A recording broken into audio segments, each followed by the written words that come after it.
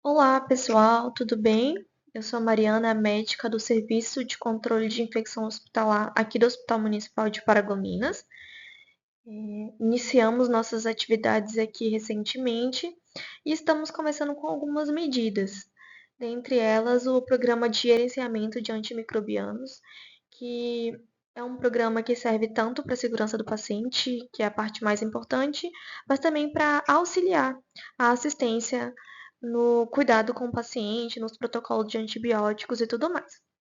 Então, nosso foco nesse treinamento de hoje vai ser a antibiótico terapia empírica e antibiótico profilaxia cirúrgica, para a gente focar principalmente no uso racional dos antimicrobianos. Bom, então nós temos um desafio importante no contexto da resistência aos antimicrobianos. Isso traz um impacto direto na mortalidade, na morbimortalidade, no tempo de internação dos pacientes, nos custos hospitalares, tudo isso em decorrência dessa resistência. Nosso contexto institucional hoje é de um hospital de baixa e média complexidade, onde a gente tem algumas limitações. Não temos ainda um suporte microbiológico que nos ajuda a ter um perfil microbiológico da instituição e ainda observamos uma variabilidade muito grande nas prescrições dos antimicrobianos nas mesmas topografias. Então, para pneumonia, infecção do trato urinário, etc., temos visto uma variabilidade grande nas prescrições e nós temos algumas situações para conseguir sanar, ajustar, né, trazer melhorias, nem que seja aos pequenos passos, para que a gente consiga trazer padronização e, principalmente, que eu vou ficar reforçando com vocês, é a segurança do paciente. Então, uma das soluções institucionais que a gente está propondo é protocolo que estabelece diretrizes de uso racional, tanto para antibiótico terapia empírica quanto para antibiótico profilaxia cirúrgica, tá? Vocês vão ter acesso a essas sugestões, depois vai ser encaminhado para vocês e eu peço para que vocês deem uma olhada, se possível, né? Principalmente aos prescritores, que vai ser muito importante a gente conseguir trazer essa padronização para a instituição. Então, essa necessidade crítica, né, de padronizar as condutas, que isso é imprescindível para reduzir a variabilidade e promover a segurança.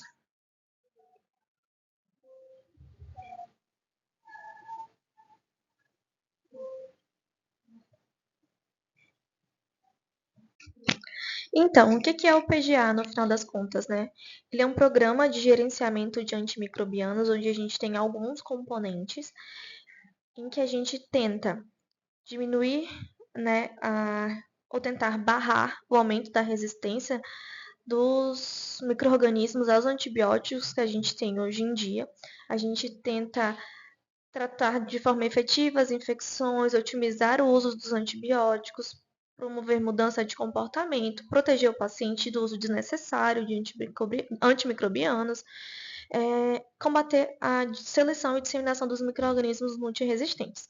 Esse programa é um programa multiprofissional, ele não envolve só o prescritor, tá? Ele envolve a farmácia, envolve a assistência, envolve o laboratório, ele é um programa bem abrangente, mas como o foco hoje são com os prescritores, eu quero trazer um pouco para a nossa realidade. Um dado muito importante é que em até 2050 os micro-organismos multiresistentes podem matar mais pessoas por ano do que o câncer, chegando a 10 milhões de óbitos anuais nos últimos estudos.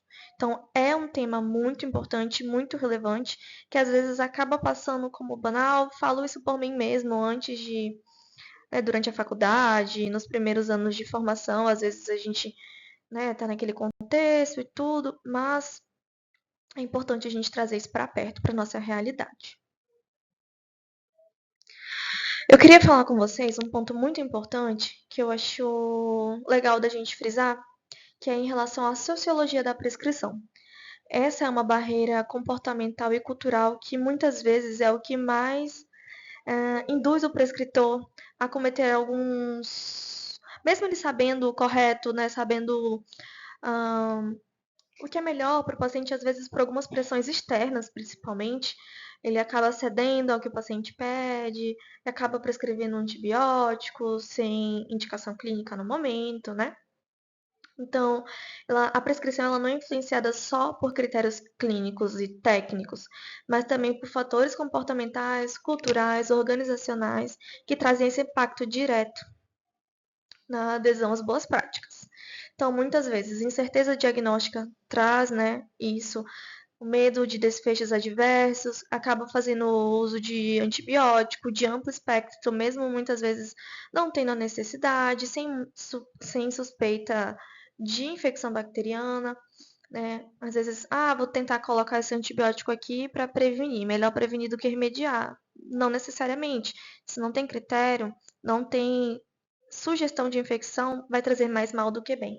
Por mais que naquele momento traga aquela falsa sensação de que não, tá tudo bem, aquela segurança, né? Bem entre aspas, muitas vezes isso não é real. E a gente pode não ver o impacto durante a internação atual, mas nas próximas isso pode acontecer.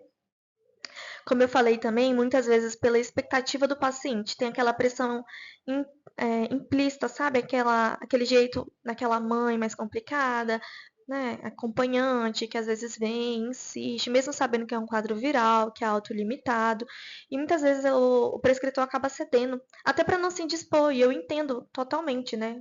Como médica prescritora também entendo. Mas isso muitas vezes demanda um pouquinho mais da nossa lábia, do nosso manejo, né, daquele acolhimento, mas é uma coisa que vale a pena.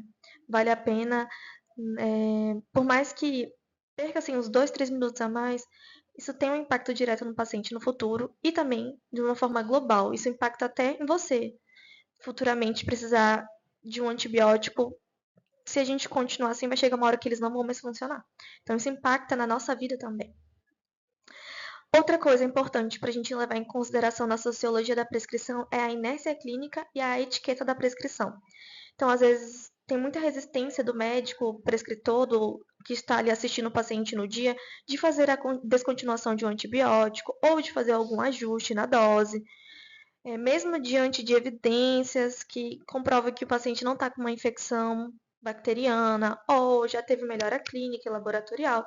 E muitas vezes isso é com aquele receio de se indispor com um colega. Mas o que a gente esquece muitas vezes e que é importante eu trazer aqui para vocês é que isso não é sobre nós, é sobre os nossos pacientes. E em nenhum momento, quando eu assumindo o paciente toma uma conduta diferente, sabendo, baseado em evidências do que eu estou fazendo, isso não é desrespeitar o meu colega. Em nenhum momento. Isso é pensando no meu paciente. Então, às vezes, tirar essa visão de nós e colocar a visão realmente no paciente é o que importa, certo? Tá com um errinho de digitação aí, mas é distanciamento das consequências. Então, a gente subvaloriza esse impacto individual da prescrição, mas é o que eu estava falando com vocês. Isso faz parte de nós, do nosso dia a dia. Cada antibiótico que você prescreve, que não tem uma indicação clara, você está colaborando sim para a resistência dos antimicrobianos. Então, nós, como controle de infecção hospitalar, o que a gente consegue fazer? A gente faz algumas estratégias de intervenção para a gente conseguir ultrapassar essas barreiras que a gente viu nesse contexto da sociologia da prescrição e tudo mais. Então, é uma abordagem integrada onde a gente implementa, né, estratégias que transpõem a educação tradicional, influenciando o comportamento dos prescritores e promovendo a tomada de decisão baseada em evidências. Essa é a nossa ideia quando a gente implementar algumas coisas que eu vou compartilhar com vocês. Então, nós teremos alguns antibióticos na instituição que precisarão de uma ficha de antibiótico restrito. Então, o médico prescritor tem total liberdade de prescrever qualquer antibiótico que ele quiser, autonomia do médico, mas tem alguns específicos que vão precisar dessa ficha para serem liberados. Então, você vai preencher, fazer a tua prescrição normal e vai ter essa ficha disponibilizada, onde você vai fazer marcar, né, e colocar a justificativa de por que você está prescrevendo esse antimicrobiano e vai anexar na sua prescrição e encaminhar para a farmácia, certo? No momento de urgência, precisa desse antibiótico nesse minuto, não vai dar para eu preencher. Não tem problema. Vão liberar o antibiótico no momento em que precisar, mas você precisa, depois que estabilizar o quadro, né, resolver aquela situação ali, imediatamente fazer a ficha e encaminhar para a farmácia, certo? Porque aí vai ser possível fazer a auditoria. Eu vou conseguir, como médica da CIH, fazer auditoria, avaliar as prescrições e muitas vezes trazer oportunidades de melhoria mesmo em a gente manter o antibiótico, sugerir outros antibióticos e assim a gente vai ter um feedback mútuo, tanto da parte da CIH quanto do médico prescritor, para a gente sempre focar em diminuir a resistência dos antimicrobianos. Além disso, também teremos alguns protocolos institucionais que já estão prontos e serão disponibilizados depois para vocês, onde a gente vai tentar trazer uma padronização terapêutica. Então, terá, como eu falei, tanto dos antibióticos terapêuticos empíricos, quanto da antibiótico profilaxia cirúrgica. No caso dos antibióticos empíricos, a gente pegou as principais topografias, tanto dos adultos quanto das crianças.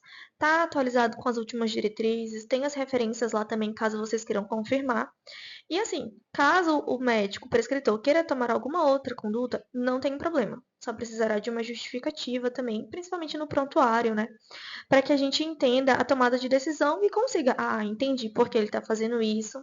E então, sem problema nenhum, certo?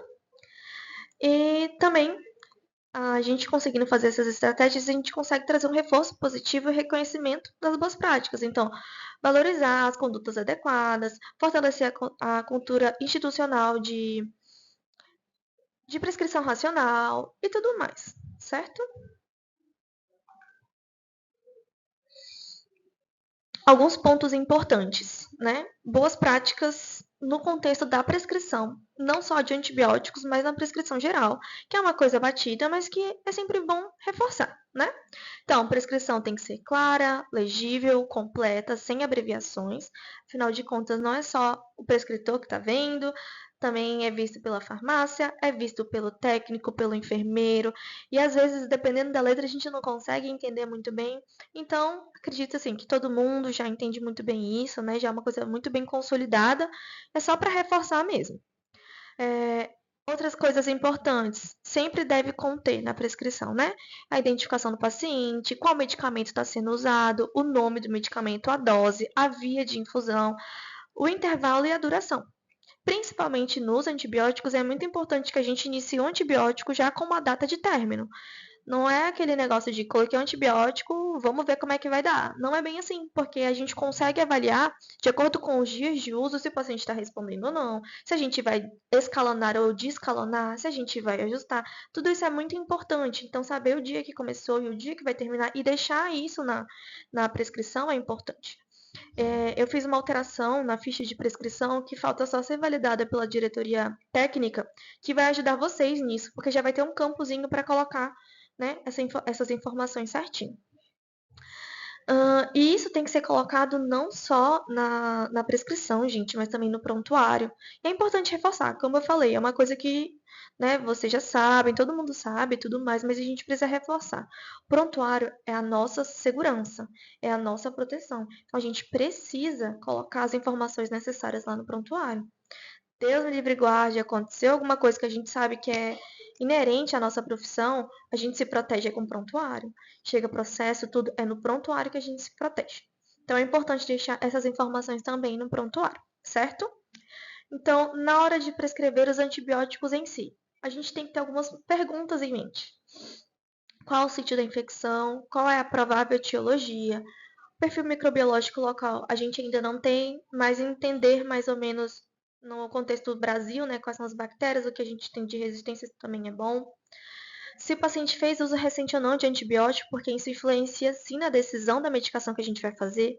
Se o paciente precisa de ajustes de dose, disfunção renal, disfunção hepática, tudo isso é importante. E também a questão das alergias. Tudo isso conta tanto para penetração tecidual, para guiar o espectro do antibiótico, que é muito importante, para poder avaliar risco de resistência, toxicidade e, principalmente, o foco é sempre segurança do paciente. Em relação a protocolos empíricos que a gente estava conversando, né?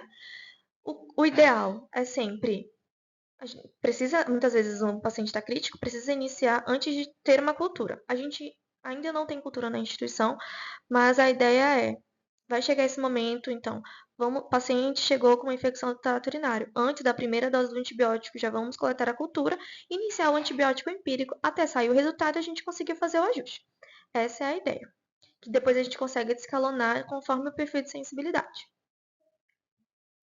Então, no protocolo eu trouxe só um exemplo, mas a gente tem várias topografias lá, tanto para adultos quanto para crianças, como eu disse, e eu trouxe o exemplo da infecção do trato urinário.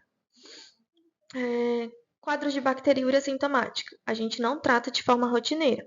São casos específicos, que é quando o paciente tem bacteriúria no exame de urina, mas não tem nenhuma queixa clínica. Não tem disúria, não tem febre, não tem urgência miccional. Então, a gente não trata. Quando trata grávidas, obrigatoriamente, e alguns pacientes que vão fazer cirurgias urológicas específicas. Então, é importante ter isso em mente. Cistite em gestantes, primeira escolha, cefalexina ou nitrofurantoína, dependendo da idade gestacional. Sempre pensar em ajustar conforme o resultado da cultura.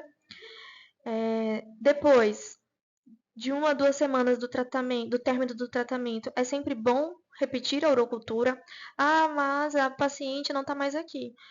O nosso papel é de orientar. Olha, daqui tantos dias eu preciso que você colete esse exame, faça segmento no posto de saúde, faz a solicitação para o paciente, ele faz o exame, leva o resultado para o posto de saúde. O importante é a nossa orientação, porque a ideia do SUS é ser uma coisa integral.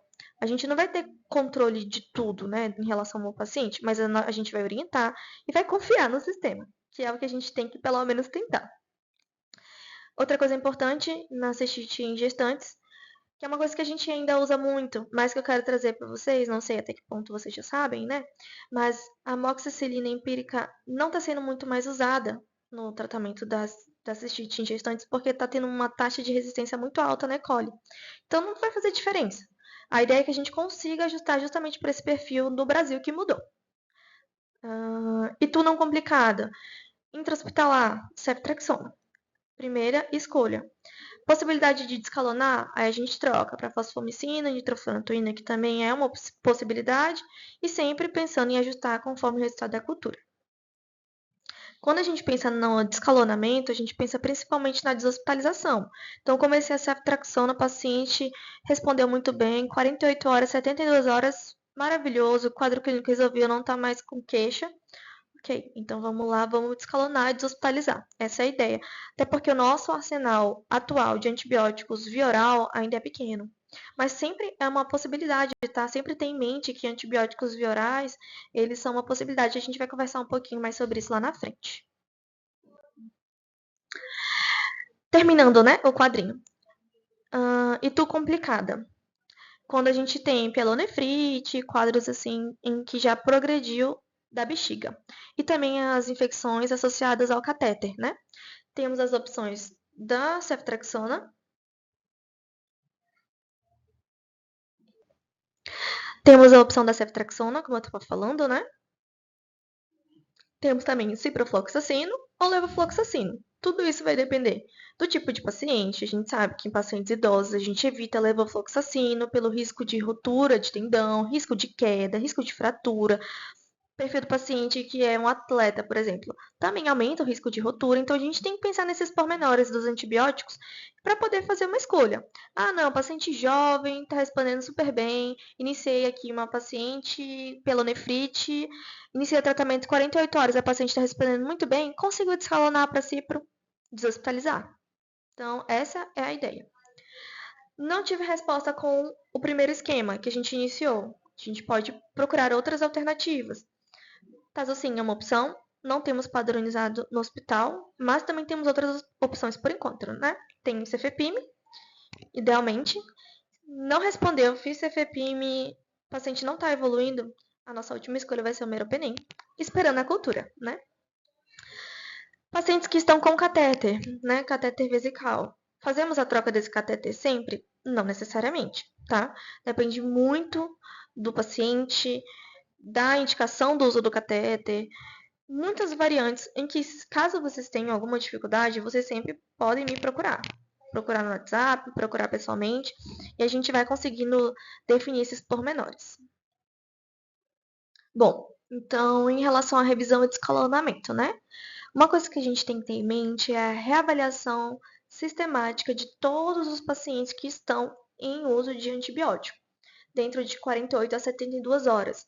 Isso é um ponto muito importante dentro do PGA, que é o stewardship, que a gente faz justamente essa avaliação a cada 48 a 72 horas para a gente conseguir ver se o paciente está respondendo ou não àquele antibiótico. Conseguir ajustar a dose, descalonar, guiar por cultura. Então, tudo isso é muito importante. Como eu vou avaliar se meu paciente está respondendo bem? Vou avaliar clinicamente, que é a parte mais importante. Laboratorialmente, com um simples hemograma, a gente consegue ver uma resposta adequada ao quadro, né? Se eu estou com um paciente que está evoluindo muito bem em 2, 3 dias de antibiótico via oral, será que não é válido eu descalonar para um endovenoso, no caso, né? Descalonar para um via oral, para poder deshospitalizar? Ou então, está respondendo muito bem, mas o esquema precisa ser intra-hospitalar. Então, vou permanecer com esse antibiótico. Ou então, o paciente está 48, 72 horas fazendo antibiótico e o leuco está subindo, ainda está fazendo febre, não está tendo resposta. Será que vale a pena continuar com esse antibiótico? O paciente não vai responder. Então, a ideia é ter isso em mente. A gente sempre avaliar para conseguir fazer a troca do esquema. Não tem problema parar o antibiótico e começar outro. Isso não é um problema, tá? Isso é uma ideia que tinha assim, antigamente, né? Que induzia resistência, mas não. Quanto mais um uso inadequado, pior. Então, se o paciente avaliei, o paciente não tem critério de infecção bacteriana depois de 72 horas. Eu posso suspender o antibiótico, não tem problema, eu não preciso fechar os 5, 7 dias que seja, para não dar resistência. Não, não tem problema. A ideia é usar o mínimo possível, o mínimo necessário. Então, sempre pensar, né, no menor espectro de ação, pegando menos bactérias possíveis, sempre evitar a associação de antimicrobianos só quando for realmente necessário, pensar nessa conversão endovenosa para via oral ou suspensão quando a infecção não for confirmada. Pensar nessa transição para endovenosa, de endovenosa para via oral, ajuda muito no risco de infecção de corrente sanguínea, diminuição de custo, diminuição do tempo de internação e muitas vezes dá para programar a deshospitalização, aumenta o conforto e a mobilidade do paciente dentro do hospital. E a ideia de que o antibiótico na veia é mais forte do que o via oral não está muito correta. Porque a gente tem antibióticos via oral que têm uma biodisponibilidade e atingem concentrações séricas, às vezes até melhores do que os endovenosos. Então é importante a gente saber o fármaco que a gente está usando, não necessariamente é a via, certo? E um grande paradigma, né, que eu quero reforçar aqui é que já tem um bom tempo, assim, já tem alguns anos em que tem se visto nos estudos que esquemas muito prolongados de antibiótico não são benéficos. Que, na verdade, hoje esquemas mais curtos são tão eficazes quanto e diminuem muito o uso desnecessário e diminuem ainda mais o risco do paciente a eventos adversos. Então, por exemplo, paciente com uma PAC não complicada, o paciente está tranquilo. Eu preciso fazer 14 dias de antibiótico? Não, não tem necessidade. Esquemas de 5 dias de antimicrobiano para uma pneumonia é suficiente. Pensando numa pneumonia complicada, a gente estende um pouco mais para 7 dias e, claro, sempre reavaliando o paciente. Então, ter a ideia de que esquemas menores são eficazes, sim, eles resolvem sim, não precisa ter medo. Ah, eu quero garantir que meu paciente não tem necessidade. O paciente respondeu, eu fiz o esquema, tratei. Sempre orientando. Teve alguma piora? Retorna, procura o posto de saúde, enfim. E, claro, isso é bem individualizado, né? Vou avaliar meu paciente, o perfil do paciente, comorbidades, tudo isso. Mas a ideia é ter em mente que tempos mais curtos para tratamento são eficazes sim. Eficazes na pneumonia, eficazes na infecção do trato urinário. Geralmente, infecções, pneumonias não complicadas, 5 dias é suficiente. Infecções do trato urinário, 3 a 5 dias muitas vezes são suficientes, mesmo na pielonefrite. Aí, se for uma pielonefrite mais complicada, a gente estende um pouco, né? 7 a 10 dias no máximo. Celulite infecciosa, infecções cutâneas, 7 dias é suficiente, não precisa fazer 14 dias. Quando a gente tem também rinocinusite ou otite média, 7 dias hoje são suficientes. A gente tem vários estudos robustos trazendo isso. Isso é muito importante, porque, como eu falei, diminui o tempo de tratamento, diminui a exposição ao fármaco, a gente diminui o tempo de internação, diminui a resistência, que é o nosso foco, né, do PGA, e também a gente diminui muitos eventos adversos relacionados a infecções secundárias. Eu acredito que todos conheçam os clostridioides, né, que são aquela diarreia super, hiper, mega contagiosa que acontece dentro do hospital e que muitas vezes é disseminada. Na verdade, praticamente sempre, né?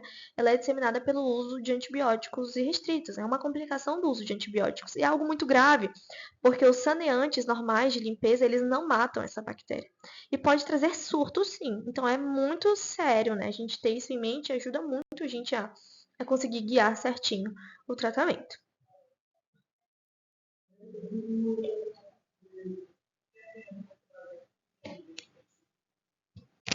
Então, tentando acelerar aqui a aula.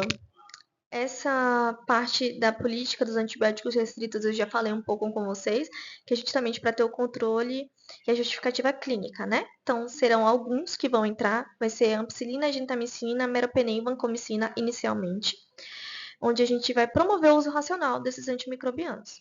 Eu sei que o pessoal da GO, da PED usa muito, e obviamente não vai ser barrado, né, o uso, vai iniciar, vai ser avaliado e ver se existe outra opção. Não existe, continuamos o esquema normalmente. Sempre vai ter que ter a justificativa do médico naquela ficha, que vocês vão ter essa ficha em mãos para poder ver e tudo mais. E sempre que fizer 7 dias do antibiótico e precisar estender, precisa preencher uma nova ficha, certo? Como eu já expliquei para vocês, nos quadros de urgência, precisa ser agora, vai ser liberado, mas depois o médico que prescreveu precisa ir lá e deixar a ficha. E sempre fazendo aquela avaliação, tanto vocês quanto eu. Essas fichas eu vou avaliar, vou auditar, né? Vou sempre dar feedback à equipe, dar feedback ao médico prescritor, para a gente continuar, ajustar a dose, sugerir mudança de esquema e tudo mais. Quero que vocês não entendam essa intervenção minha, né, como um ataque, não é nada disso. É pensando no paciente. Isso não é sobre nós, sempre lembrando disso, tá? A gente está pensando no paciente, no melhor para ele. Então, o médico da SCH, ele tem por lei o direito de barrar antibióticos, de ser incisivo mesmo. Mas eu não gosto dessa abordagem. Eu acho que a gente conversando, a gente consegue sim chegar num consenso. Mas tendo em mente que os dois lados precisam estar abertos, tá bom? Falando um pouquinho agora, pra gente terminar, sobre antibiótico profilaxia cirúrgica, né? Que a gente usa na prevenção de infecção de sítio cirúrgico. As ISCs, elas ocorrem de 3 a 20% dos procedimentos e a gente precisa, como controle de infecção hospitalar, padronizar, baseado em evidências dos antibióticos que são usados, justamente para a gente conseguir evitar eventos adversos.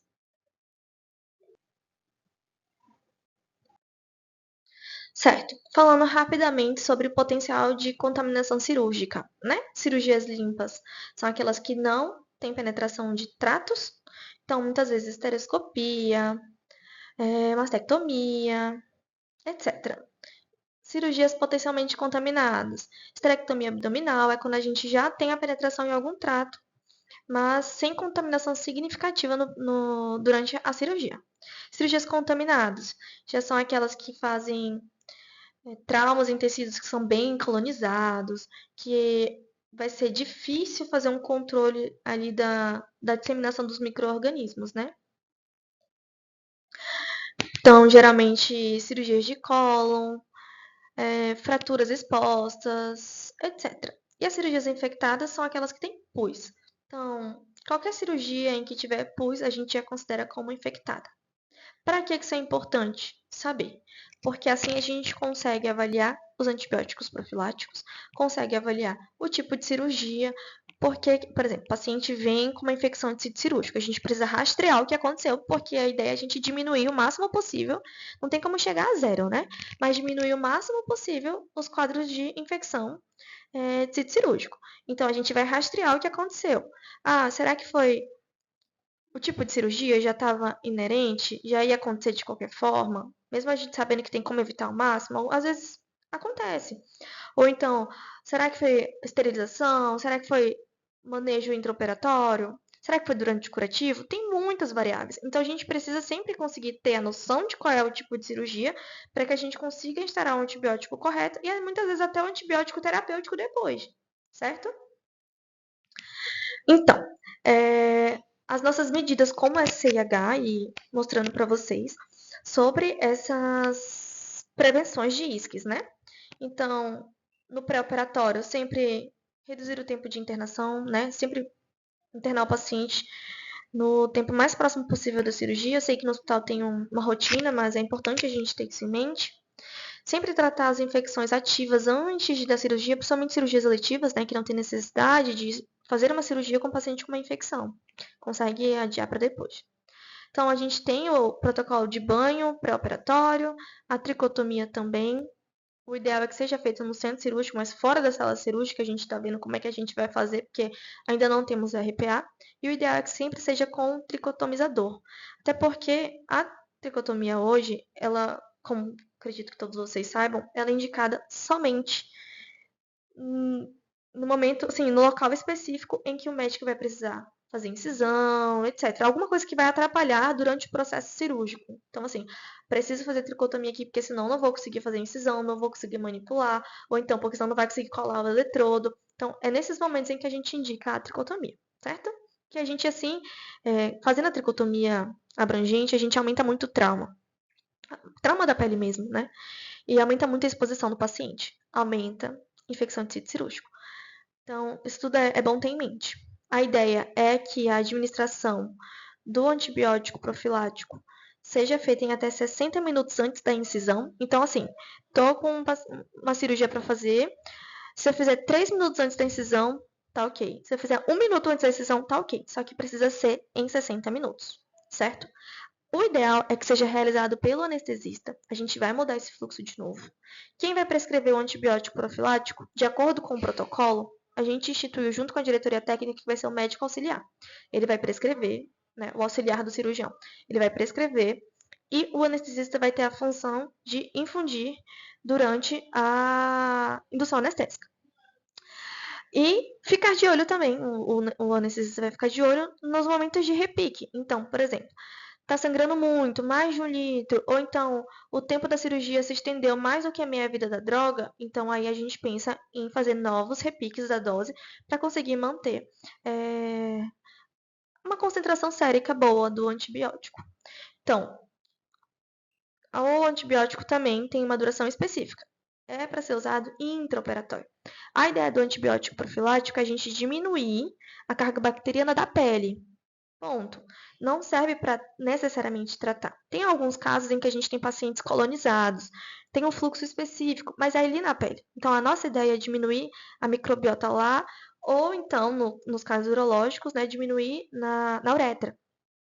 Em geral, essa é a nossa ideia, essa é a função. Então, ele não vai tratar um quadro complicado. Assim, a ideia é realmente ser uma profilaxia durante a cirurgia. Às vezes pode se estender até no máximo 24 horas, mas a ideia é que não passe disso. Tem infecção? Vamos ajustar para o antibiótico correto para o quadro. Essa é a ideia, certo?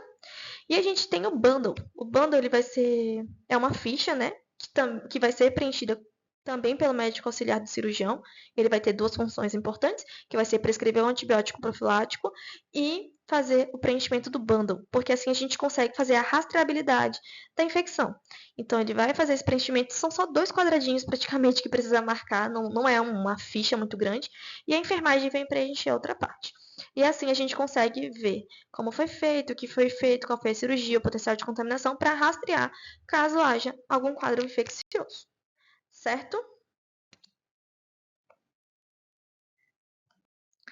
Então era isso que eu queria compartilhar com vocês. O treinamento acabou se estendendo um pouquinho, mas eu agradeço a todos que assistiram.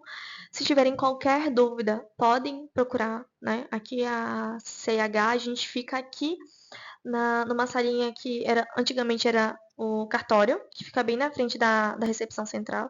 A gente está sempre aqui, fica do ladinho do NI. Se precisar, pode procurar, mandar mensagem. A nossa ideia é caminhar juntos para conseguir fazer segurança do paciente, a melhora do paciente e a redução da resistência dos micro-organismos, certo? Obrigada.